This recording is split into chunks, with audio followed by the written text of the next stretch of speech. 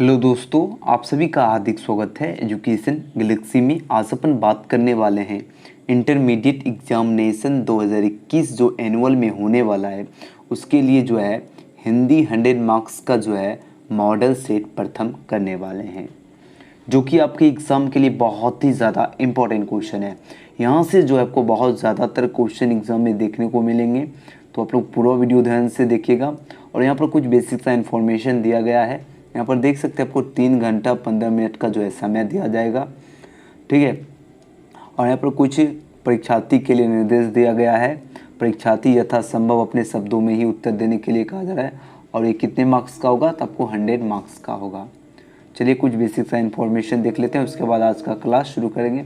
और यहाँ पर आप लोग देख सकते हैं इस प्रश्न पत्र को जो है ध्यानपूर्वक पढ़ने के लिए जो है परीक्षार्थी को जो है 15 मिनट का जो है अतिरिक्त समय दिया जाएगा, यानी 15 मिनट आपको जो है क्वेश्चन को पढ़ने के लिए आपको दिया जाएगा। और ये जो क्वेश्चन आपके 2 भाग में डिवाइड होंगे। यहाँ पर आप लोग देख सकते हैं यह प्रश्न पत्र 2 खंडों में होगा, खंड अ और खंड ब, यानी खंड अ जो कि ऑब्जेक्टिव होगा और खंड जो ब होगा वो आपको सब्जेक्टिव होगा, ठीक है। यही कुछ बेसिक सा निर्देश दिया गया है। और आप लोग चाहते हैं तो और भी डिटेल में पढ़ सकते हैं, इसको रोक कर आराम से। और यहाँ पर आप लोग कुछ और देख सकते हैं, सेक्शन ए यानी खंड अ में आपको जो है ऑब्जेक्टिव टाइप जो क्वेश्चन होगा, आपको 60 वस्तुनिष्ठ प्रश्न होगा, उसमें से 50 प्रश्नों का ही उत्तर देना, यानी जो आपको लगता है कि 50 क्वेश्चन हाँ ये करेक्ट है, उसी का जो है आपको 50 क्वेश्चन का आंसर देना है। और ये जो आंसर आप लोग देंगे वो कहाँ पर देंगे, तो OMR शीट पर देंगे। तो ये कुछ बेसिक सा निर्देश था। तो चलिए आज का वीडियो शुरू करते हैं। और ये पूरा वीडियो देखना है और सारे क्वेश्चन याद कर लीजिए, ठीक है। आपके एग्ज़ाम में यहाँ से बहुत ज़्यादातर क्वेश्चन देखने को मिलेंगे, ठीक है। और 2021 एनुअल एग्ज़ाम के लिए है, ठीक है। चलिए ऑप्शन आज का पहला प्रश्न कहता है बातचीत निबंध के निबंधकार कौन है। बातचीत जो है निबंध है, इसके निबंधकार जो हैं कौन है।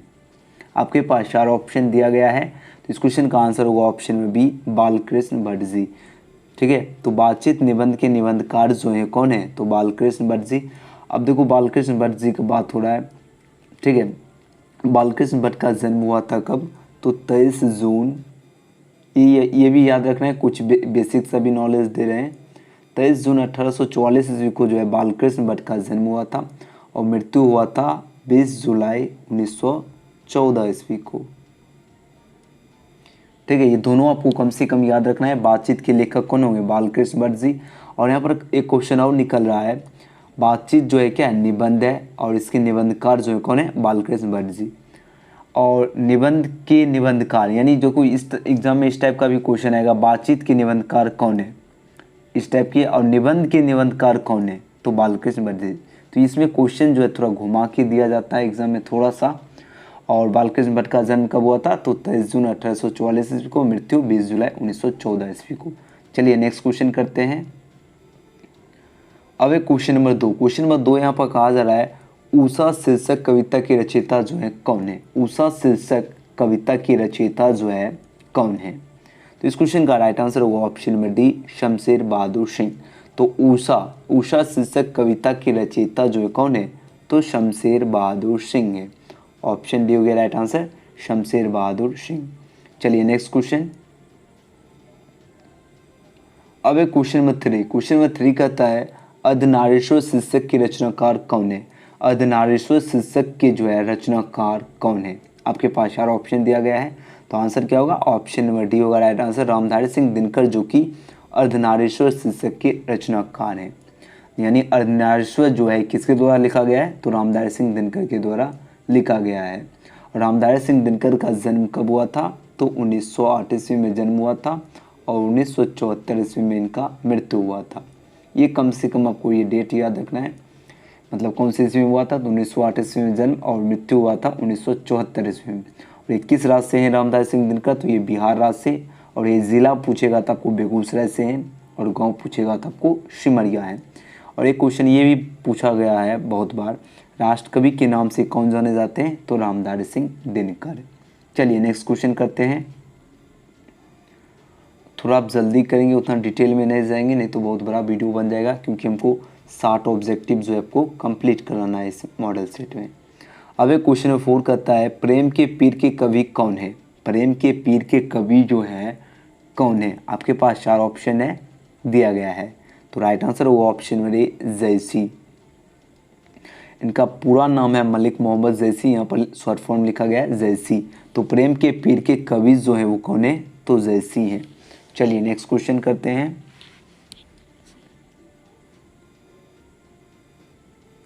अब है क्वेश्चन नंबर 5। क्वेश्चन नंबर 5 यहाँ पर कहा जा रहा है रोज शीर्षक कहानी के लेखक कौन है? रोज शीर्षक कहानी के लेखक जो है कौन है? तो राइट आंसर होगा option number A Agyeya. Agyeya ji जो कि रोज शीर्षक कहानी के लेखक हैं। और रोज जो है ये क्या है? यह एक कहानी है, ये भी आपको याद रखना है। रोज कहानी है, उसके लेखक कौन है? अज्ञे। यहाँ भी क्वेश्चन से भी पता चला है रोज शीर्षक कहानी के लेखक कौन है? अज्ञे। Next question. अब एक क्वेश्चन नंबर 6 कहा जा रहा है बालकृष्ण भट्ट का निवास स्थान कहाँ है? बालकृष्ण भट्ट जी का जो है निवास स्थान जो है कहाँ पर है? तो राइट आंसर होगा ऑप्शन नंबर बी होगा इलाहाबाद के उत्तर प्रदेश में। तो बालकृष्ण भट्ट का जो है निवास स्थान जो है कहाँ पर है? तो इलाहाबाद के उत्तर प्रदेश में बालकृष्ण भट्ट का निवास स्थान है। और बातचीत के लेखक कौन है? तो बालकृष्ण भट्ट जी। चलिए नेक्स्ट क्वेश्चन करते हैं। और उससे पहले आप लोग अगर वीडियो पसंद आ रहा था आप लोग वीडियो को लाइक भी कर दीजिए, और चैनल से अभी तक नहीं जुड़े तो चैनल को सब्सक्राइब करके बेल आइकन को प्रेस कर लीजिए ताकि आप लोग को प्रत्येक वीडियो का नोटिफिकेशन मिलता रहे। चलिए नेक्स्ट क्वेश्चन करते हैं। अब है क्वेश्चन नंबर 7। क्वेश्चन नंबर 7 कहा जा रहा है पंडित चंद्रधर शर्मा गुलेरी की कहानी का नाम क्या है? पंडित चंद्रधर शर्मा गुलेरी की कहानी का जो है नाम क्या है? आपके पास 4 ऑप्शन दिया गया है, तिरछी, जूठन, इनमें से कोई नहीं, और उसने कहा था। ठीक है, तो ये ऑप्शन थोड़ा इधर से उधर हो गया, तो आंसर क्या हो गया? ऑप्शन नंबर डी हो जाएगा राइट आंसर, उसने कहा था। तो उसने कहा था जिसके लेखक कौन है? तो पंडित चंद्रधर शर्मा गुलेरी जी। और उसने कहा था ये क्या है? यह एक कहानी है, जिसके लेखक कौन है? तो पंडित चंद्रधर शर्मा गुलेरी जी। तो पंडित चंद्रधर शर्मा गुलेरी की कहानी का नाम जो है क्या है? तो उसने कहा था। चलिए नेक्स्ट क्वेश्चन करते हैं। अब एक क्वेश्चन नंबर 8। क्वेश्चन नंबर 8 यहाँ पर कहा जा रहा है श्री कृष्ण ने जो है किस पर आक्रमण किया था? आपके पास 4 ऑप्शन है, रावण पर, कंस पर, सहस्त्रबाहु पर, और इनमें से कोई नहीं। तो इस क्वेश्चन का आंसर जो होगा करेक्ट क्या होगा? कंस पर।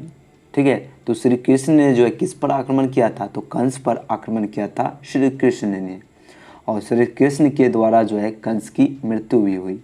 चलिए नेक्स्ट क्वेश्चन करते हैं।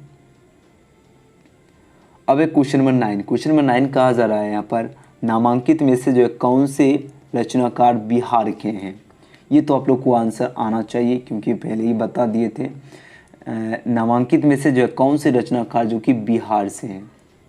तो बिहार की जो है कौन से रचनाकार हैं? तो रामधारी सिंह दिनकर। ठीक है, आपको कहते हैं बिहार राज्य से ये बिलोंग करते हैं। तो नामांकित में से जो है कौन से रचनाकार जो है बिहार से हैं? तो रामधारी सिंह दिनकर जी हैं। चलिए नेक्स्ट क्वेश्चन करते हैं। अब एक क्वेश्चन नंबर 10। क्वेश्चन नंबर 10 यहाँ पर कहा जा रहा है तुलसीदास जो है अपना पेट कैसे भरते थे? तुलसीदास जो है अपना पेट जो है कैसे भरते थे? तो इस क्वेश्चन का राइट आंसर होगा option number D, Ram Shri Ram का नाम लेकर जो है तुलसीदास जो है अपना पेट भरते थे।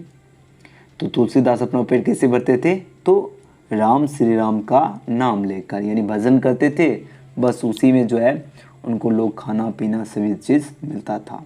चलिए नेक्स्ट क्वेश्चन करते हैं। अब एक क्वेश्चन में 11 यहाँ पर कहा जा रहा है शिक्षा शीर्षक निबंध के निबंधकार कौन है? शिक्षा शीर्षक जो है निबंध के निबंधकार कौन है?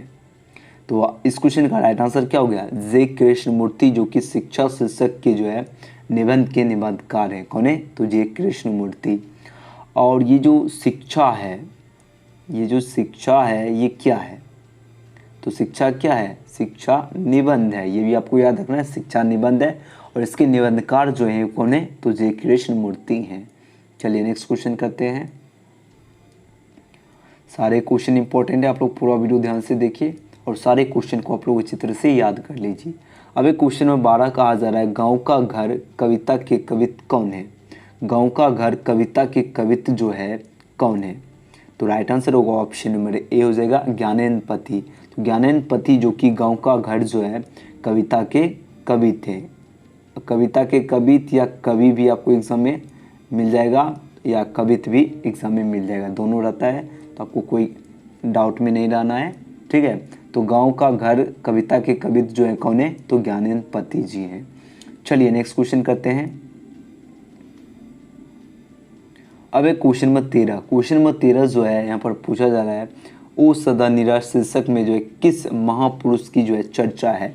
ओ सदा निराश शीर्षक में जो है किस महापुरुष की जो है चर्चा है, तो राइट आंसर होगा option number B, Mahatma Gandhi की चर्चा है। तो ओ सदा निराश शीर्षक में जो है किस महापुरुष की चर्चा है, तो महात्मा गांधी की चर्चा है ओ सदा निराश शीर्षक में।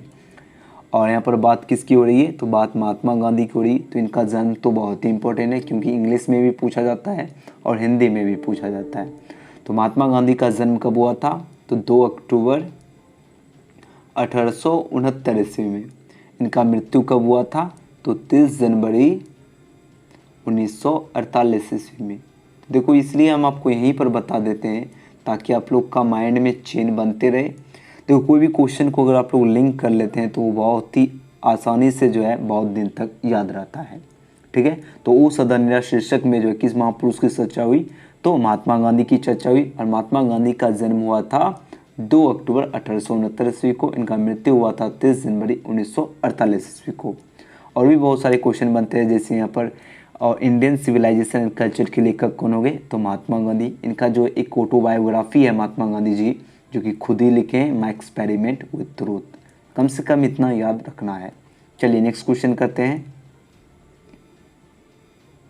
अब एक क्वेश्चन नंबर 14, यहाँ पर क्वेश्चन नंबर 14 कहा जा रहा है, भगवान श्री कृष्ण जो है किस कवि के पूज्य थे। भगवान श्री कृष्ण जो है किस कवि के पूज्य थे, तो इस क्वेश्चन का राइट आंसर होगा ऑप्शन नंबर ए, सूरदास के पूज्य थे। तो भगवान श्री कृष्ण जो है किस कवि के पूज्य थे, तो सूरदास के। ठीक है, और सूरदास जो है भगवान श्री कृष्ण के जो है एकदम परम भक्त थे, ये भी आपको याद रखना है। और सूरदास जो कि अंधे थे, अगर आप लोग जानते होंगे सूरदास के बारे में, तो सूरदास जो कि अंधे थे और ये भी जो है भजन करते थे। और इनको जो है ये बचपन से अंधे थे, इनको जो है श्री कृष्ण जो है इनको दिखाई पड़ता था। चलिए नेक्स्ट क्वेश्चन करते हैं। अब एक क्वेश्चन नंबर 15, क्वेश्चन नंबर 15 जो है कहा जा रहा है, जूठन शीर्षक की विद्या जो है क्या है। जूठन जो है शीर्षक की विद्या जो है क्या है, आपके पास 4 ऑप्शन दिया गया है, कहानी, सबचित्र, आत्मकथा और इनमें से कोई नहीं। तो राइट आंसर होगा ऑप्शन नंबर सी, आत्मकथा है। तो जूठन जो है शीर्षक की विद्या जो है ये क्या है, जूठन जो है क्या है, आत्मकथा है। बहुत बच्चे को जो है गलत आंसर मालूम है कि इसका कहानी होता है। देखो किसी बुक में अगर आप लोग को कहानी है तो वो बुक और गेस्ट पेपर में बहुत सारे क्वेश्चन का आंसर गलत होता है, तो उस पर डायरेक्टली आप लोग बिलीव मत कीजिए। और आप लोग गूगल पे भी सर्च कर सकते हैं, ठीक है, उसके बाद आप लोग कंफर्म होना। तो इसका आंसर होगा ऑप्शन नंबर सी। ठीक है, जूठन शीर्षक की विद्या जो है क्या है, तो जूठन जो कि आत्मकथा है। आपको याद रखना है, जूठन शीर्षक की विद्या जो है क्या है, आत्मकथा।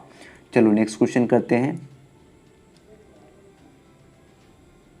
अब एक क्वेश्चन नंबर 16, क्वेश्चन नंबर यहाँ पर 16 जो है पूछा जा रहा है, जयशंकर प्रसाद की जो है श्रेष्ठ कृति है। जयशंकर प्रसाद की जो है श्रेष्ठ कृति है, यानी कौन सी कृति जो कि जयशंकर प्रसाद की जो है श्रेष्ठ कृति है, तो कामयानी नीति। तो कामयानी नीति जो कि जयशंकर प्रसाद की जो है श्रेष्ठ कृति है, कौन सी, तो कामयानी नीति। चलो नेक्स्ट क्वेश्चन करते हैं। अब एक क्वेश्चन नंबर 17 यहाँ पर कहा जा रहा है, नामांकित में जो है कौन अज्ञा का जो है उपन्यास नहीं है। यहाँ पर पूछा जा रहा है नामांकित में जो है कौन जो है अज्ञा का उपन्यास नहीं है, तो कौन सा नहीं है, तो त्रिवेणी। त्रिवेणी जो कि अज्ञा का उपन्यास नहीं है। अपने अपने अजनबी, नदी के द्वीप, शेखर एक जीवन, ये सभी क्या है, अज्ञा का उपन्यास है और नहीं है तो त्रिवेणी नहीं है। और यहाँ से एक क्वेश्चन और बन रहा है, ये सभी जितने भी है, अपने अपने अजनबी, नदी के द्वीप, शेखर एक जीवन, ये सभी क्या है, ये सभी उपन्यास है, ये भी याद रखना है। और इनके उपन्यास कौन नहीं है, तो त्रिवेणी नहीं है। चलो नेक्स्ट क्वेश्चन करते हैं। अब एक क्वेश्चन नंबर 18, क्वेश्चन नंबर 18 कहा जा रहा है, मुक्ति बोध का जन्म हुआ था, यानी मुक्ति बोध का जन्म जो है ये कहाँ पर हुआ था? तो कहाँ पर हुआ था? तो श्योपुर में हुआ था। तो मुक्ति बोध का जो है जन्म जो है ये कहाँ पर हुआ था? तो श्योपुर में मुक्ति बोध का जन्म हुआ था। नेक्स्ट क्वेश्चन, अब एक क्वेश्चन में 19 यहाँ पर कहा जा रहा है मालती जो है किस शीर्षक की पात्रा है? मालती जो है किस शीर्षक की पात्रा है? तो राइट आंसर होगा ऑप्शन नंबर ए, रोज की जो है पात्रा है मालती। तो मालती जो है किस शीर्षक की जो है पात्रा है? तो रोज की। नेक्स्ट क्वेश्चन, अब एक क्वेश्चन नंबर 20 यहाँ पर कहा जा रहा है सुभद्रा कुमारी चौहान की मृत्यु का जो है कारण था। तो सुभद्रा कुमार चौहान की जो है मृत्यु का जो कारण था वो क्या था? तो कार दुर्घटना। अगर आप लोग इसका चैप्टर पढ़ेंगे तो आपको ये याद रहेगा, कार दुर्घटना में जो है सुभद्रा कुमार चौहान की मृत्यु हुई थी। तो सुभद्रा कुमारी चौहान की मृत्यु का कारण क्या था? तो कार दुर्घटना था। नेक्स्ट क्वेश्चन, अब एक क्वेश्चन में 21 यहाँ पर कहा जा रहा है बातचीत जो है क्या है? तो बातचीत जो है ये क्या है? यह एक निबंध है और जिसके निबंधकार जो हैं कौन है? तो बाल कृष्ण, इंग्लिश में ही लिख देते हैं, बालकृष्ण भट्ट जी हैं। बालकृष्ण भट्ट जी जो कि बातचीत के निबंध के निबंधकार हैं और इनका जन्म हुआ था 23 जून 1844 ईस्वी को और मृत्यु 20 जुलाई 1914 ईस्वी को। चलो नेक्स्ट क्वेश्चन करते हैं। तो ये रिवीजन करने से होगा क्या इसका जन्म भी आपको अच्छी तरह से याद हो जाएगा। अब एक क्वेश्चन नंबर 22 करता है पवन का जो है संधि विच्छेद है। पवन, तो पवन का जो है संधि विच्छेद क्या होता है? पो प्लस अन होता है। ठीक है, और एग्जाम में आपको एक टाइप का और होता है, तो पहले ये देख लीजिए। पहले पवन का संधि विच्छेद क्या होता है? पो प्लस अन। और ये पावन, इस टाइप का आपको अगर पूछेगा इसका संधि विच्छेद, पावन का जो है संधि विच्छेद क्या होगा? तब होगा पौ प्लस अन होगा। इसमें बच्चे जो है कंफ्यूज हो जाते हैं, लेकिन आपको यहाँ से आपको कंफ्यूजन आज से दूर हो गया। तो पवन का संधि विच्छेद होता है पो प्लस अन और पावन का जो है पावन का संधि विच्छेद क्या होता है? पौ प्लस अन। चलो नेक्स्ट क्वेश्चन करते हैं। अब एक क्वेश्चन नंबर 23 कहा जा रहा है सत्कार का जो है संधि विच्छेद है। तो सत्कार का जो है संधि विच्छेद जो है वो क्या होता है? शत प्लस कार होता है। ऑप्शन नंबर बी हो गया राइट आंसर, शत प्लस कार। आप ये देख सकते हैं सत, सौ और तौ में हलंत होता है, उसके बाद प्लस होता है, उसके बाद कौ में आकार र होता है। ये होता है सत्कार का संधि विच्छेद। तो सत्कार का संधि विच्छेद क्या होता है? सत प्लस कार। आपको ऑप्शन में कंफ्यूज नहीं होना, आप लोग ऑप्शन को अच्छी तरह से देख लीजिए, एग्जाम में इसी टाइप का आपको ऑप्शन दिया जाएगा। चलो नेक्स्ट क्वेश्चन करते हैं। अब एक क्वेश्चन में 24 यहाँ पर कहा जा रहा है विद्यालय का जो है संधि विच्छेद है। विद्यालय का जो है संधि विच्छेद होता है विद्या प्लस आलय, जो कि ऑप्शन नंबर ए हो गया राइट आंसर, विद्या प्लस आलय। तो विद्यालय का संधि विच्छेद क्या होता है? तो विद्या प्लस आलय होता है। चलो नेक्स्ट क्वेश्चन करते हैं। अब एक क्वेश्चन नंबर 25 कहा जा रहा है दिनेश का जो है संधि विच्छेद है। तो दिनेश का जो है संधि विच्छेद जो है वो क्या होता है? तो दिन प्लस ईश होता है। ठीक है, तो दिनेश का संधि विच्छेद होता है दिन प्लस दीर्घिकाल प्लस तालमशो, ये होता है दिनेश का संधि विच्छेद। तो दिनेश का संधि विच्छेद क्या होता है? दिन प्लस ईश होता है। चलो नेक्स्ट क्वेश्चन करते हैं। उसके बाद है क्वेश्चन नंबर 26 जो है कहा जा रहा है आगमन में जो है कौन सा उपसर्ग है? आगमन में जो है कौन सा उपसर्ग है? तो उपसर्ग पहले ही आप लोगों को पता होगा, जो शुरू में पढ़ते हैं उसे उपसर्ग कहते हैं, जो एंड में पढ़ते हैं उसे प्रत्यय कहते हैं। जैसे आगमन, तो आगमन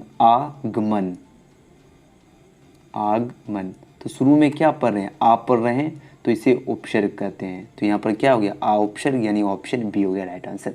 तो आगमन में जो है कौन सा उपसर्ग है? तो आ उपसर्ग है। चलो नेक्स्ट क्वेश्चन करते हैं। अब एक क्वेश्चन में 27 कहा जा रहा है पूर्णिमा में जो है कौन सा प्रत्यय है? पूर्णिमा में जो है कौन सा प्रत्यय है? और ये भी क्वेश्चन इस टाइप का भी, ये भी लगभग ठीक ही है। पूर्णिमा के जो है कौन सा प्रत्यय है, यानी इसमें से जो है कौन सा जो है पूर्णिमा के प्रत्यय है? तो इस क्वेश्चन का राइट आंसर होगा ऑप्शन नंबर ए ईमा। पूर्णिमा ईमा, तो आपको बताया कि जो लास्ट में पते उसे प्रत्यय कहते हैं। पूर्णिमा, लास्ट में क्या पढ़ रहे हैं, ईमा पढ़ रहे हैं। तो आंसर क्या हो गया, ऑप्शन नंबर ए। और ये भी देख लेना है, इसमें हर्षी कार वाला ईमा होगा, इसमें दीर्घी कार वाला ईमा नहीं होगा, ये आपको याद रखना है। तो पूर्णिमा में जो है कौन सा प्रत्यय है, तो ईमा प्रत्यय है। चलो नेक्स्ट क्वेश्चन करते हैं। अब एक क्वेश्चन नंबर 28 कहा जा रहा है जलज जो है कौन सा समास है। जलज में जो है कौन सा समास है।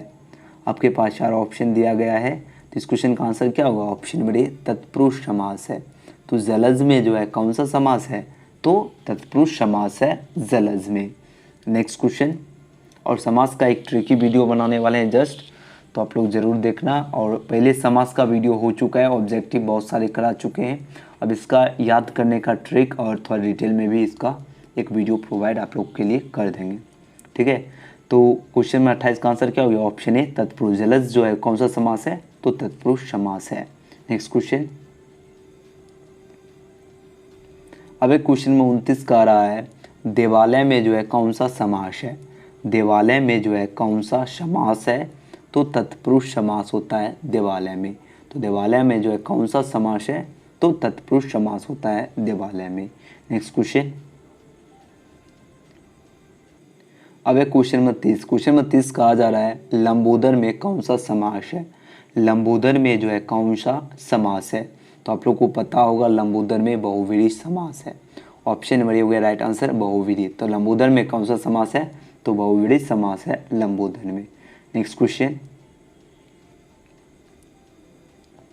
अब एक क्वेश्चन नंबर 31 कहा जा रहा है रात दिन में जो है कौन सा समास है। तो रात दिन में जो है कौन सा समास है, तो द्वंद्व समास है। ऑप्शन सी हो गया राइट आंसर, द्वंद्व। तो रात दिन में जो है कौन सा समास है, तो द्वंद्व समास है।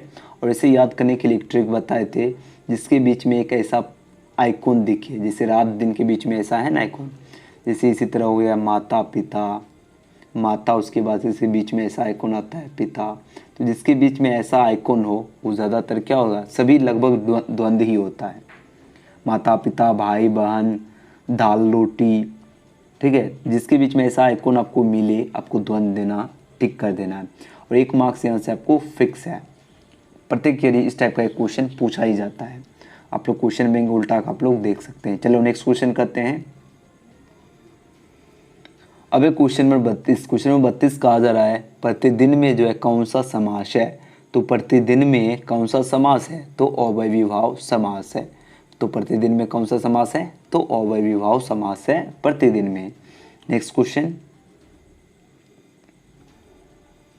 अब एक क्वेश्चन में 33 कहा जा रहा है आग का जो है पर्यायवाची शब्द है। तो आग का जो है पर्यायवाची शब्द होता है अग्नि। ऑप्शन नंबर सी हो गया राइट आंसर, अग्नि। तो आग का जो है पर्यायवाची शब्द क्या है, अग्नि है। नेक्स्ट क्वेश्चन,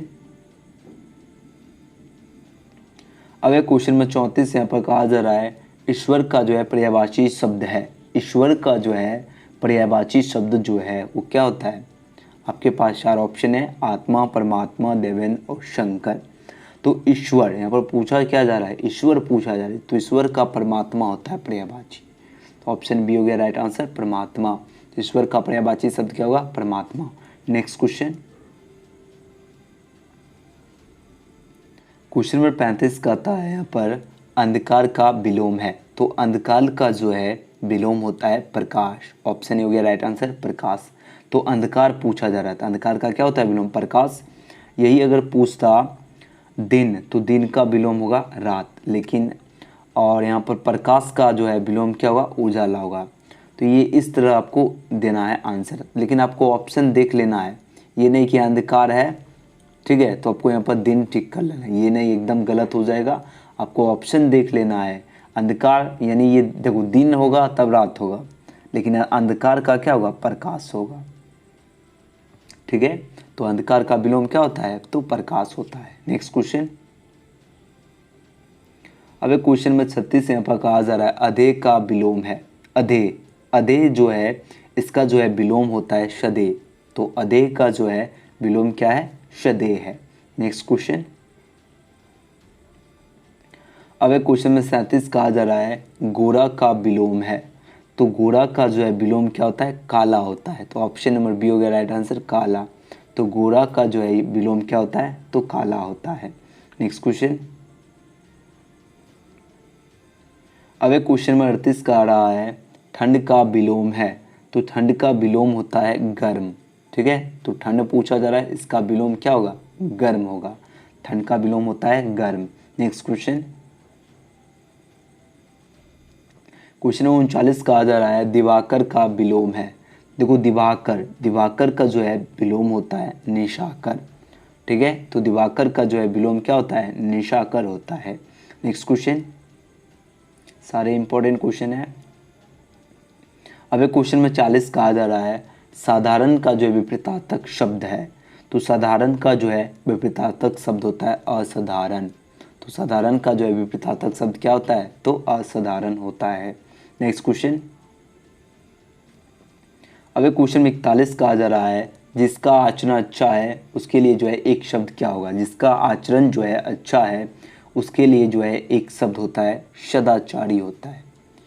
तो क्या शब्द होता है, सदाचारी।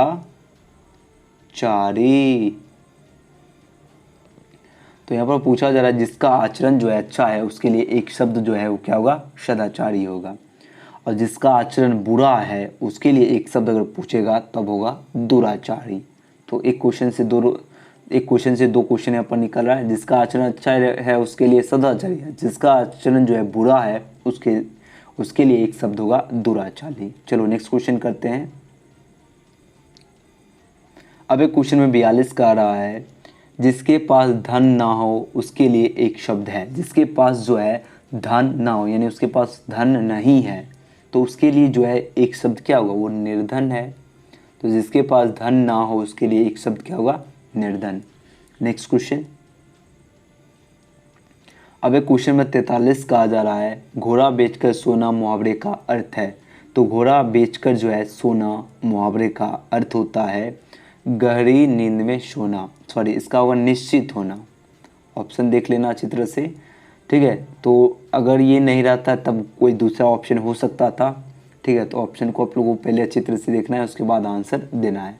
तो घोड़ा बेचकर सोना मुहावरे का अर्थ क्या होता है, निश्चित होना, ठीक है। आपको आज के बाद अच्छी तरह से याद रखना है, घोड़ा बेचकर सोना मुहावरे का अर्थ होता है निश्चित होना। नेक्स्ट क्वेश्चन, अब एक क्वेश्चन में 44 का आ रहा है, चैन की बंसी बजाना मुहावरे का अर्थ है।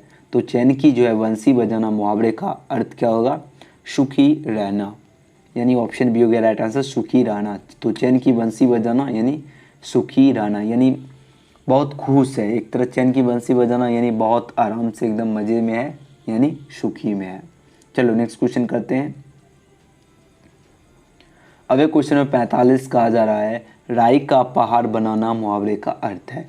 तो राई का पहाड़ बनाना मुहावरे का अर्थ होता है छोटी बात को जो है बढ़ा चढ़ा कर कहना। तो राई का पहाड़ बनाना मुहावरे का अर्थ क्या होता है, तो छोटी बात को बढ़ा चढ़ा कर कहना। नेक्स्ट क्वेश्चन, अब एक क्वेश्चन में 46 का आ जा रहा है, हाथ पांव मारना मुहावरे का अर्थ है। तो हाथ पांव मारना मुहावरे का अर्थ होता है प्रयास करना। तो ऑप्शन ए हो गया राइट आंसर, प्रयास करना। तो हाथ पांव मारना मुहावरे का अर्थ होता है प्रयास करना। नेक्स्ट क्वेश्चन, अब एक क्वेश्चन में 47 का आ जा रहा है, हवा में बातें करना मुहावरे का अर्थ है। तो हवा में बातें करना जो है मुहावरे का क्या अर्थ होता है, तो बहुत तरक्की करना। ऑप्शन सी हो गया राइट आंसर, बहुत तरक्की करना जो है हवा में बातें करना मुहावरे का अर्थ होता है। क्या अर्थ होता है, तो बहुत तरक्की करना। ऑप्शन नंबर सी हो गया राइट आंसर, बहुत तरक्की करना होता है हवा में बातें करना। नेक्स्ट क्वेश्चन, अब एक क्वेश्चन में 48 का आ जा रहा है, धर्म का विशेषण है। तो धर्म का विशेषण क्या होता है, धार्मिक होता है। ऑप्शन नंबर ए हो गया राइट आंसर, धार्मिक। तो धर्म का विशेषण है धार्मिक। नेक्स्ट क्वेश्चन, अब एक क्वेश्चन में 49 का आ जा रहा है, राष्ट्र का विशेषण है। तो राष्ट्र का विशेषण होता है राष्ट्रीय। ऑप्शन नंबर बी हो गया राइट आंसर, राष्ट्रीय। तो राष्ट्र का जो है विशेषण क्या होता है, तो राष्ट्र का विशेषण राष्ट्रीय होता है। नेक्स्ट क्वेश्चन, अब एक क्वेश्चन में 50 पूछा जा रहा है, चरित्र का विशेषण है। तो चरित्र का विशेषण होता है चारित्रिक होता है। क्या होता है? चारित्रिक। तो चरित्र का जो है विशेषण क्या होता है? तो चारित्रिक होता है चरित्र का विशेषण। नेक्स्ट क्वेश्चन, आपको एग्जाम में 50 क्वेश्चन का ही आंसर देना है। हम 60 का 60 ऑब्जेक्टिव आपको सॉल्व कर देते हैं, आपको सारे याद रखना है, ठीक है। अब एक क्वेश्चन में 51 कहता है कौन आता है, इसमें पूछा जा रहा है कौन सा जो है सर्वनाम है, ठीक है। इसमें जो है कौन सा सर्वनाम है, तो ये प्रश्नवाचक सर्वनाम है। नहीं ये क्या हो, एक तरह क्वेश्चन ही तो पूछे कौन आता है, इसमें कौन सा सर्वनाम है, तो प्रश्नवाचक सर्वनाम है। नेक्स्ट क्वेश्चन, अब एक क्वेश्चन नंबर 52 यहाँ पर पूछा जा रहा है चू न करना मुहावरे का क्या अर्थ है। तो चू न जो है करना मुहावरे का जो है क्या अर्थ होता है, तो आवाज़ नहीं करना। ऑप्शन नंबर ए हो गया राइट आंसर, आवाज़ नहीं करना। तो चू न करना मुहावरे का जो है क्या अर्थ है, तो आवाज़ नहीं करना। नेक्स्ट क्वेश्चन, अब एक क्वेश्चन में 53 कहा जा रहा है यहाँ पर आदर्श शब्द का विशेषण जो है क्या होता है। तो आदर्श शब्द का जो है विशेषण यहाँ पर पूछा जा रहा है। तो आदर्श शब्द का विशेषण क्या होता है, तो आदरणीय होता है। यानी ऑप्शन नंबर सी होगा और डी। देखो ये दोनों ऑप्शन क्या है, सेम ही है। चलो ऑप्शन डी हम कर देते हैं, इनमें से कोई नहीं, ठीक है। टाइपिंग मिस्टेक है तो इनमें से कोई नहीं। चलो ऑप्शन चेंज कर दिए। देखो कहता है आदर्श शब्द का जो है विशेषण क्या होता है, तो आदर्श शब्द का विशेषण होता है आदरणीय। ऑप्शन नंबर सी हो गया राइट आंसर, आदरणीय। नेक्स्ट क्वेश्चन, अब एक क्वेश्चन में 54 कहा जा रहा है सुभद्रा कुमारी चौहान के पिता का नाम क्या था। सुभद्रा कुमारी चौहान के पिता का जो है नाम क्या था, तो राइट आंसर होगा ऑप्शन नंबर ए ठाकुर रामनाथ सिंह। क्या नाम था, तो सुभद्रा कुमारी चौहान के पिता का क्या नाम था, तो ठाकुर रामनाथ सिंह नाम था सुभद्रा कुमारी चौहान के पिता का नाम। नेक्स्ट क्वेश्चन,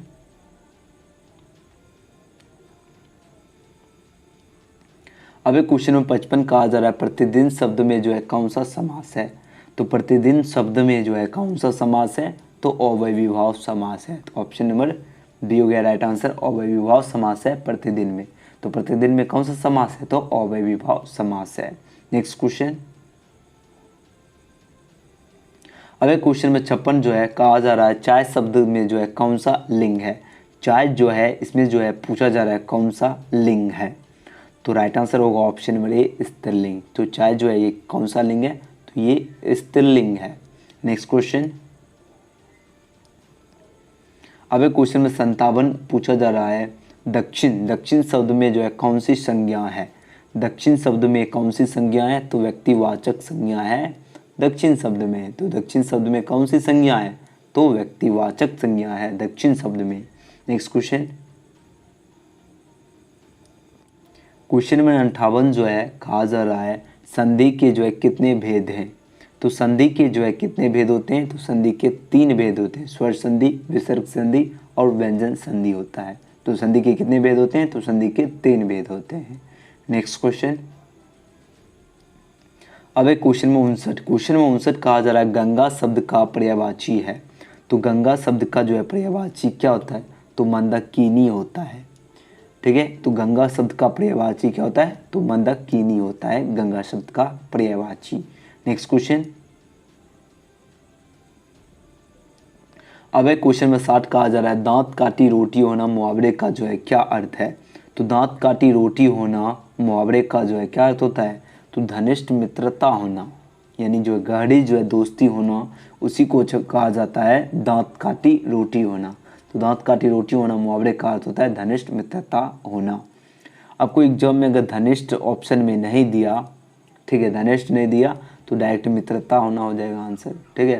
तो दांत काटी रोटी होना मुहावरे का अर्थ होता है घनिष्ठ मित्रता होना या मित्रता होना, ठीक है। आपको अच्छी तरह से याद रखना है। तो दांत काटी रोटी होना मुहावरे का क्या अर्थ होता है, तो घनिष्ठ मित्रता होना। तो आज का वीडियो आपको कैसा लगा ये कमेंट करना, और यहाँ पर कुछ नोटिफिकेशन आप लोग देख लीजिए, उसके बाद आपका क्लास ओवर हो जाएगा। यहाँ पर आप लोग देख सकते हैं जो बच्चे अभी तक चैनल से नहीं जुड़े, आप लोग चैनल को सब्सक्राइब करके बेल आइकन प्रेस कर लीजिए ताकि आप लोग को प्रत्येक वीडियो का नोटिफिकेशन मिलता रहे। और आप लोग सब्सक्राइब करने के बाद जो है नोटिफिकेशन पे ऑल सेलेक्ट कर लेना है। और आप लोग अगर इसका PDF चाहते हैं तो आपको टेलीग्राम पे जो है आपको सर्च कर लेना है एजुकेशन गैलेक्सी। वहाँ पर आपको मेरा चैनल और ग्रुप दोनों मिल जाएगा, तो आप लोग वहाँ पर ज़रूर जुड़ जाइएगा। वहीं पर आपको PDF प्रोवाइड कर देंगे, ठीक है। PDF और क्विज़ के लिए जो आपको टेलीग्राम पर सर्च कर लेना है एजुकेशन गैलेक्सी। आप डायरेक्ट जो है प्ले स्टोर से डाउनलोड कर सकते हैं टेलीग्राम। और जो बच्चे मेरे न्यूज़ चैनल से नहीं जुड़े, जिसका लिंक आपको डिस्क्रिप्शन में, अगर आप लोग को यहाँ से PDF नहीं मिलेगा अगर टेलीग्राम से, तो आपको न्यूज़ चैनल पे आपको फिक्स है, यहीं से आपको न्यूज़ चैनल पे प्रोवाइड कर देंगे, ठीक है। न्यूज़ चैनल का लिंक आपको डिस्क्रिप्शन में दिया गया है, उस चैनल से आप लोग जुड़ जाइए। उस पर जो है आपको डेली रिविज़न लाइव क्लासेस होता है, उसका लिंक कहाँ पर है तो आपको डिस्क्रिप्शन में है, आप लोग जाइए, उस चैनल को आप लोग सब्सक्राइब कर लीजिए, ठीक है। मिलते हैं अगले वीडियो में। Thanks for watching.